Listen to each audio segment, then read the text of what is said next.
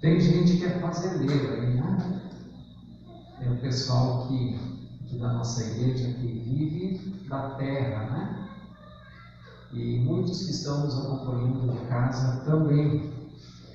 E a palavra de Deus, ela traz muito viva a ideia e a figura do fazendeiro, né? Em várias ocasiões a Bíblia fala sobre o plantar, o colher. Jesus vai falar sobre o semeador que saiu a semear, né? E é uma figura que a gente encontra muito na palavra de Deus. E hoje nós queremos estudar esse texto de Gálatas 6, 7 a 10. Você que tem a tua Bíblia, confere aí se é bem isso mesmo. E eu quero dizer com isso, primeiramente, que todos vocês são fazendeiros. Todos. Mesmo que você mora em apartamento e a única terra que você tem é dentro do vaso de flor. Mesmo que nem isso você tenha, você só tenha flor artificial em casa. Assim mesmo você é fazendeiro. E nós vamos entender um pouco mais isso, né? Todos nós plantamos todos os dias. A gente está todos os dias plantando algumas sementes. E a pergunta é: o que você, o que eu, o que nós temos plantado?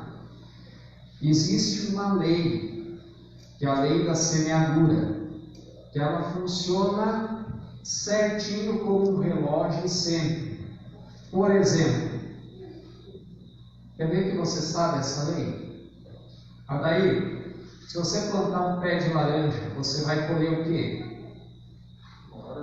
Laranja, certo. Se eu plantar um pé de alface, eu vou colher um abacaxi? Então essa é uma lei. A gente colhe aquilo que a gente planta.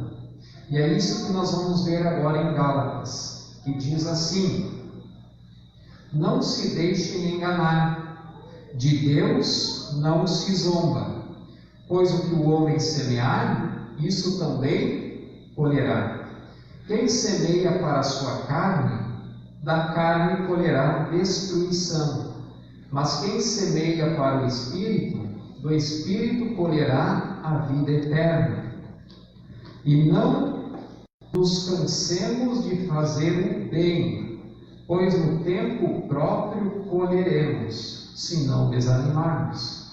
Portanto, enquanto temos oportunidade, façamos o bem a todos, especialmente aos da família da fé. Aqui, o autor é Paulo. E Paulo está dizendo que nós devemos plantar todos os dias o bem, não se cansar e não nos desanimarmos, porque no tempo oportuno nós vamos ter a nossa colheita, né? E eu quero tirar 7 lições desse texto, lições práticas para o nosso dia a dia. E a primeira lição está no versículo 7. Que diz: não se deixe enganar, de Deus não se zomba, pois o que o homem semear, isso também colherá. A primeira lição que eu tiro é que o que se planta, colhe. Tudo que eu plantar, eu vou colher. Tudo aquilo que você plantar, você vai colher. Não fica sem colheita, nada fica sem colheita. Cada um é responsável por aquilo que plantou. Ou seja, você plantou, agora vai ter que se virar com a colheita, porque ela vai vir. Se não é bem aquilo que você queria, lamento. Mas você plantou, e quem planta, colhe. Essa é a primeira lição que eu tiro. A segunda lição é que nós devemos escolher bem as sementes que iremos plantar. Olha o versículo 8. Quem semeia para a sua carne, da carne colherá destruição. Mas quem semeia para o Espírito, do Espírito colherá vida eterna. Nós devemos escolher muito bem a semente que vamos plantar. Aqui o autor nos coloca a opção de duas sementes, da carne e do Espírito. Não tem uma terceira semente, duas. E todos os nossos atos, tudo aquilo que nós fizermos no nosso dia a dia, lá no trabalho, em casa, com os amigos, com os vizinhos, você está plantando. Ou você planta para a carne, ou você planta para o Espírito. Não tem uma terceira opção. Todas as nossas ações se resumem nessas duas sementes. E aí diz que semear para a carne é tudo aquilo que o fruto é destruição. E semear para o Espírito é tudo aquilo que a colheita, o fruto é para a vida eterna. Semear para o Espírito é muito melhor do que semear para a carne, você concorda? E por que a gente costuma semear mais para a carne do que para o Espírito? Não é assim? Ou é só comigo que às vezes isso acontece? E o que é semear para a carne? Eu coloquei aqui alguns pontos, mas tem muitos mais. E se a gente ficar falando, vai a noite toda. Eu vou listar alguns. Eu coloquei mentira, ira, maldade, engano, roubo. Pastor, mas eu nunca roubei. Cuidado. Às vezes a gente não rouba objetos, mas é muito fácil, muitas vezes, com um comentário que a gente faz, roubar o sonho de alguém, derrubar por terra, matar os sonhos. A gente muitas vezes, sem querer, numa brincadeira, muitas vezes, aquela brincadeira boba, sabe? A gente perde a oportunidade de ficar quieto. E a gente acaba matando a esperança, matando o sonho de alguém. E a gente está matando. Pecado. O pecado é semear para a morte. O salário do pecado é a morte. E tem muitos outros que nós podemos colocar aqui: inveja, orgulho, tantos outros, né? Avareza. Mas aí a gente vai ficar a noite toda. Acho que já deu para pegar a ideia e você pensar aí o que pode ser, né? E agora, o que é semear para o Espírito? Eu também listei algumas coisas: amor, justiça, solidariedade, a verdade, honestidade, e aí vai. Tudo isso a gente planta para o Espírito, né? E a gente tem a oportunidade todos os dias de praticar amor, justiça, a caridade, a solidariedade, ajudar alguém. Tem ou não tem? Tem. A gente muitas vezes não olha para o lado e não olha para as necessidades dos outros, mas nós temos a oportunidade. E o amor e a justiça têm que caminhar juntos sempre.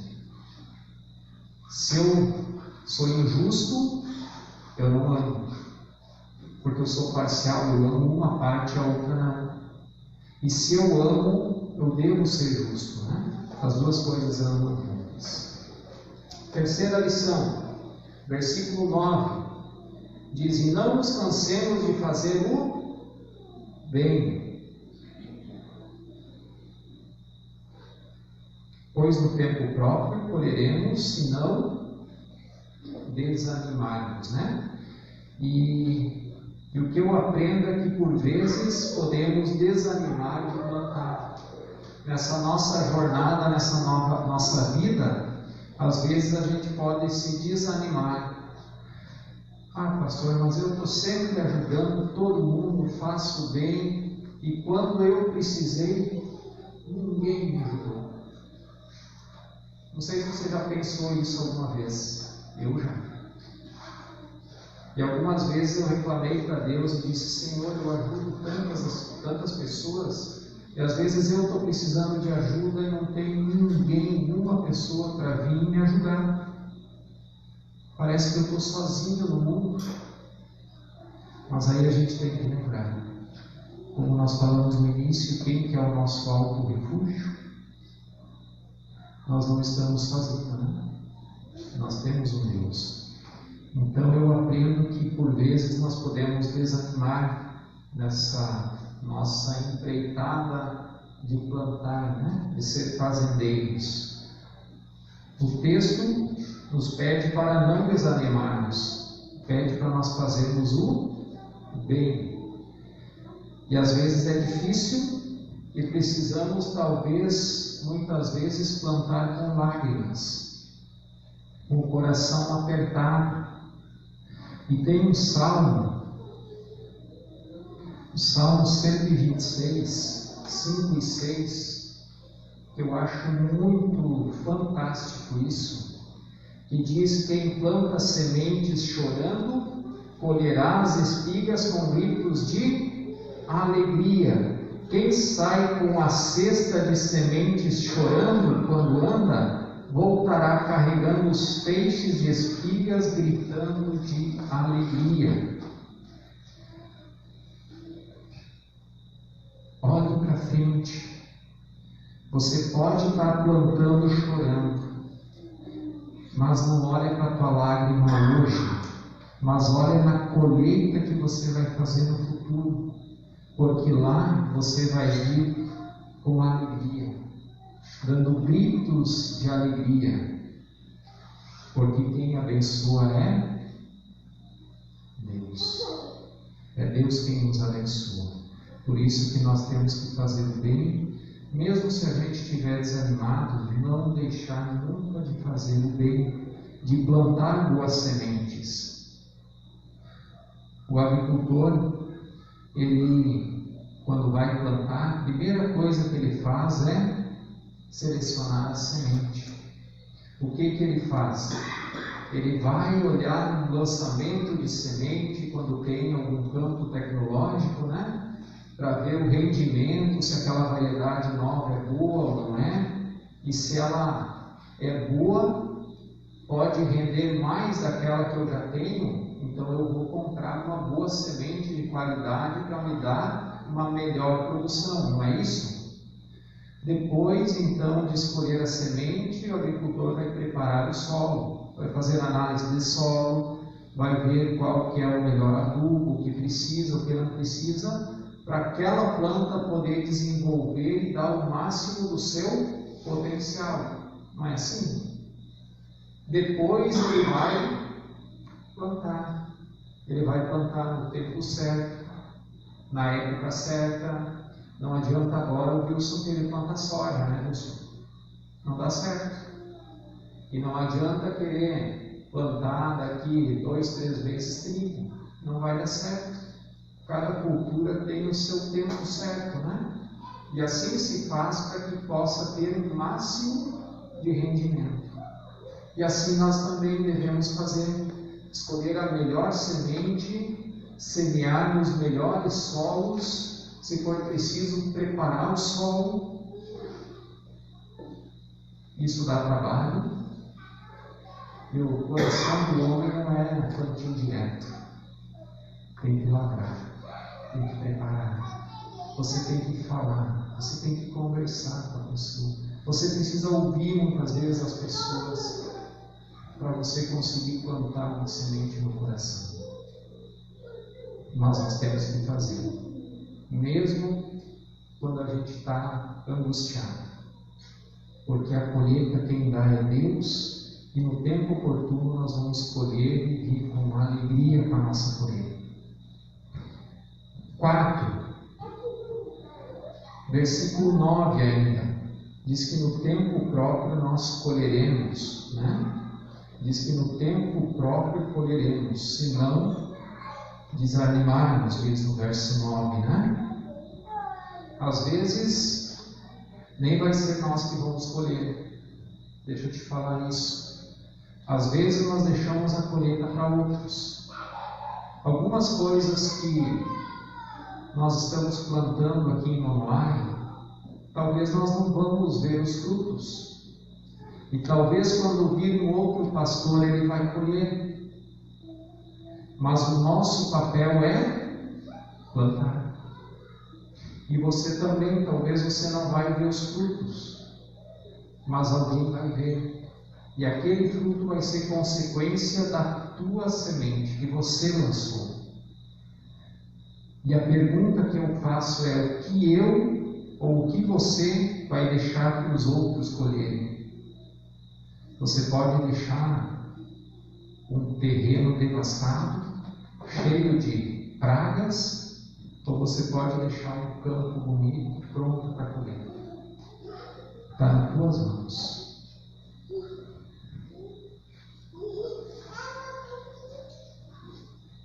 Primeira Coríntios 3, 6 e 7 vai dizer, aqui Paulo falando, né? Meu trabalho foi o de plantar a semente no coração de vocês. O de Apolo foi regá-la. Porém, foi Deus e não nós quem fez crescer a lavoura em seus corações. Uma pessoa que planta ou rega não é muito importante. Deus é que é importante. Porquanto é Ele quem faz as coisas crescerem. E aqui havia uma discussão na igreja. Tinha alguns grupos dentro da igreja. E um grupo dizia assim: eu sou discípulo de Paulo. Outro grupo dizia assim: não, eu sou discípulo de Apolo.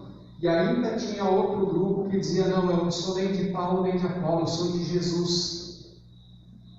E aí Paulo então escreve e diz assim: não importa se você é de Paulo, de Apolo. Ele vai dizer: eu, Paulo, eu plantei a semente. Apolo foi aquele que regou, mas quem deu o crescimento foi Deus. O crescimento é Deus que dá, e tudo no seu tempo. E isso nós vemos na natureza, né? Um pé de alface você planta, mudinha, em poucas semanas você colhe, né? Um pé de laranja já vai um pouco mais, vai uns 2 anos, né? Um pezinho de abacate já vai mais, já vai de 6 a 7 anos, né? E assim por diante. Se você pegar uma noz espocando e plantar, vai muitos anos até ela dar a primeira fruta. Tudo a seu tempo. Tem sementes que você está plantando. Talvez você vai ter que regar algumas. E Deus é que vai fazer com que dê o crescimento. Para lá na frente dar a colheita. Mas nós temos que plantar. Quinta lição que eu aprendo, no versículo 10, deixa eu voltar o texto aqui. No versículo 10, que vai dizer: portanto, enquanto temos oportunidade, façamos o bem a todos. E aí eu aprendo que enquanto temos oportunidade, nós devemos fazer o bem para todos. Quem fica de fora aqui? Tem alguém? Todos é todos, né? Aqui está dizendo, nós devemos fazer o bem para todos. Mas quem que é esse todos? Todos é a sua família, todos é os teus vizinhos, todos é os teus colegas de trabalho, todos é aquele que talvez é teu inimigo e quer o teu mal. Ele está no todos, não está? E nós devemos fazer o bem. E a palavra de Deus diz: não pague o mal com o mal, mas pague com o bem. Nós devemos plantar e fazer o bem para todos. E oportunidade nós temos todos os dias. Enquanto nós estivermos vivos, nós temos oportunidade de fazer o bem e ajudar alguém. Todos, independente de condição financeira, classe social, devemos fazer o bem todos os dias e para todos, sem nós nos desanimarmos e esperar que a colheita venha de Deus. Nós devemos esperar a recompensa de Deus, e certamente Ele vai fazer com que nós colhamos frutos com alegria. Sexta lição também está no versículo 10, que diz que enquanto temos oportunidade, façamos o bem a todos, especialmente aos da família da fé. E aqui não é algo que eu aprendo de favoritismo, de favorecer pessoas, mas eu aprendo que nós temos que nos ajudar primeiro aos da fé. Quem que são os da fé? Todos os nossos irmãos em Cristo, independente da igreja, independente que não vem na nossa igreja, eles são nossos irmãos. E um dia eles vão estar no céu com Jesus junto com nós. E nós devemos ajudá-los. Como que funciona isso? Deixa eu dar um exemplo prático. Tem várias lojas aqui no centro, né? Mas quando nós precisamos de alguma roupa, a gente vai comprar onde? Na loja dos nossos irmãos.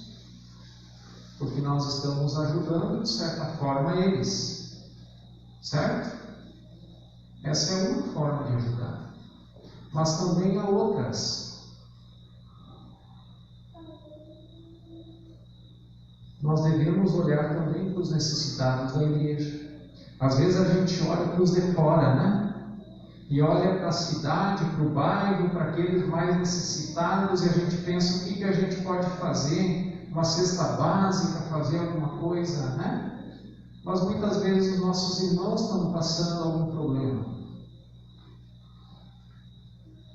Pode ter uma casa boa, pode ter um carro bom, pode ter tudo bem tranquilo, mas de repente aquele mês teve um gasto a mais. E como a gente brinca, sobrou dia e faltou salário no mês, né? E aquele irmão está precisando de uma ajuda. E a gente muitas vezes quer olhar lá longe e não olha aqui do nosso lado para nós ajudarmos, né? E a gente precisa ajudar primeiramente os da fé. E é bem claro. Especialmente os da família da fé. Esses nós devemos ajudar sempre.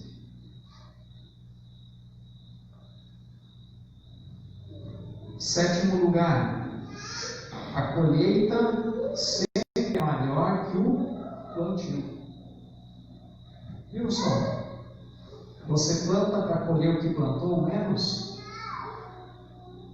Você sempre espera mais, né? E quanto mais, melhor, né? E eu sei que ele se esforça e faz o máximo possível aquilo que está nas mãos dele para que isso aconteça, né? Mesmo que ele plante e não sabe se vai colher. Eu cresci na roça, né? E várias vezes nós perdemos toda a lavoura. Nós perdíamos o trigo por geada e não colhia nada. Perdemos já todo o soja por pedras, né? E estragou tudo e não deu colheita. Ou seca. Então a gente faz a nossa parte. Agora o restante quem faz é Deus. E nós plantamos, o agricultor planta da melhor forma possível e faz a sua parte para que Deus possa abençoar, né? E assim que funciona. O Wilson não vai, porque eu não sei se não vou colher, eu não sei se vai dar bem, se não vai, então vou plantar de qualquer jeito. Não, ele vai fazer a parte dele. E assim nós devemos fazer também. E a colheita sempre é maior que o plantio. devemos assim também plantar com todo o zelo possível. Não sei se eu vou colher, mas eu vou plantar. E eu vou dar o meu melhor. E eu vou fazer com excelência. E a palavra de Deus diz que tudo que nós fizermos devemos fazer como se fosse ao Senhor. E deixa eu falar uma coisa. Eu duvido que se Deus chegasse do teu lado e você pudesse ver Ele, você ia fazer do mesmo jeito as coisas. Eu duvido. Muitas vezes a gente pensa, vamos fazer de qualquer jeito, tá bom. E se Deus te aparecer na frente, você vai fazer de qualquer jeito para Deus? Com certeza não. Só que a gente esquece que Ele está todos os dias, 24 horas do tempo, em todos os momentos, junto com nós. E a gente esquece só porque a gente não enxerga. Mas Ele está. Por isso nós temos que fazer com excelência, com zelo, tudo aquilo que é possível, e esperar o Senhor por Ele. E assim a gente vai ser os fazendeiros de Deus. E Ele precisa daquele que planta, aquele que rega, aquele que cuida. E um dia a colheita vai vir. Você quer ter colheita, você quer ser abençoado? Abençoa. Faça o bem e não desanime. Que Deus vai dar o crescimento e você vai vir com as tuas espigas nas mãos com gritos de alegria. Amém? Que possamos plantar as melhores sementes. Que possamos plantar para o Espírito, para a vida eterna. E que Deus nos ajude para fazermos tudo com excelência. Amém? Vamos lá. Senhor, queremos te louvar e te agradecer, Senhor, pela tua palavra. Obrigado, Deus, porque muitas vezes nós já sabemos de tudo isso e nós nos esquecemos e nós precisamos a cada pouco tempo ser lembrados, Senhor, daquilo que nós devemos fazer no nosso dia a dia. Nos ajude, Deus, a termos a excelência em plantar boas sementes, ter o discernimento, Senhor, para a gente poder selecionar as melhores sementes e plantar nas nossas vidas, no nosso dia a dia, não pensando em colheita em frutos, mas porque nós devemos fazer como se estivéssemos fazendo para o Senhor. Que possamos fazer, Senhor, com alegria e não com pesar no coração. A tua palavra diz que Deus ama quem dá com alegria. E quão maior bênção é do que ser amado por ti, de provar o teu amor para conosco. Que possamos, Senhor, com o coração alegres, sempre fazer o bem a todos e também aos nossos irmãos da fé. Abençoa-nos, Senhor, para que possamos cumprir essa missão e deixar um legado, Senhor. Que mesmo que nós não viermos a ver os frutos ou ter a colheita, outros possam colher. Que possamos, Senhor, fazer o nosso papel, que é plantar todos os dias sementes para a vida eterna. Abençoa-nos, Senhor. E também, Senhor, abençoa o restante desta noite, abençoa, Senhor, a nossa semana. Que seja uma semana abençoada e que possamos refletir, Senhor, naquilo que estudamos e aprendemos hoje.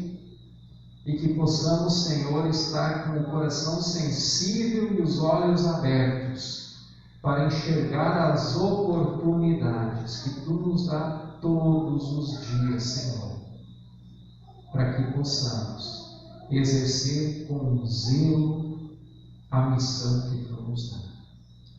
Abençoando o Senhor, nos dê uma semana abençoada. Em nome de Jesus. Amém e amém. Que Deus os abençoe. Uma boa semana, em nome de Jesus.